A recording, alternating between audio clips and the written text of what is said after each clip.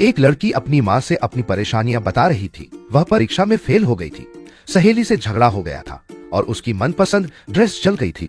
वह रोते हुए बोली, मम्मी मेरी जिंदगी उल्टी हो गई है।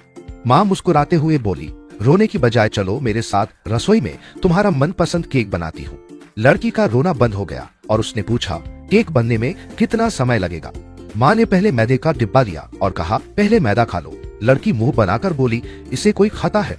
फिर माँ ने चीनी और एसेंस दिखाकर कहा, लो यह भी खा लो। लड़की ने पूछा, माँ आज तुम्हें क्या हो गया? माँ ने शांतिपूर्वक जवाब दिया, बिल्कुल यही सिखाना चाहती हूँ कि केक इन बेस्वाद चीजों से ही बनता है। ठीक वैसे ही जीवन भी कई बेस्वाद घटनाओं से मिलकर बनता है।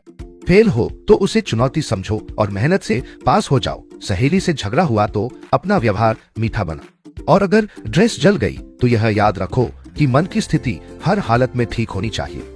इस कहानी से हम ये सीख मिली कि जीवन की कठिनाइयां भी हमें कुछ सिखाने के लिए होती है। एक लड़की अपनी माँ से अपनी परेशानियां बता रही थी। वह परीक्षा में फेल हो गई थी, सहेली से झगड़ा हो गया था और उसकी मनपसंद ड्रेस जल गई थी। वह रोते हुए बोली, मम्मी मेरी जिंदगी उल्टी हो गई है।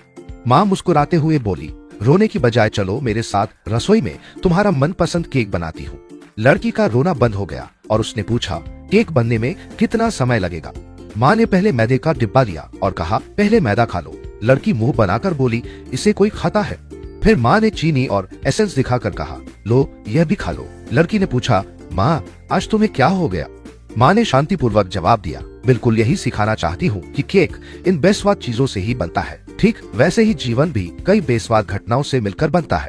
फेल हो तो उसे चुनौती समझो और मेहनत से पास हो जाओ। सहेली से झगड़ा हुआ तो अपना व्यवहार मीठा बना। और अगर ड्रेस जल गई तो यह याद रखो कि मन की स्थिति हर हालत में ठीक होनी चाहिए।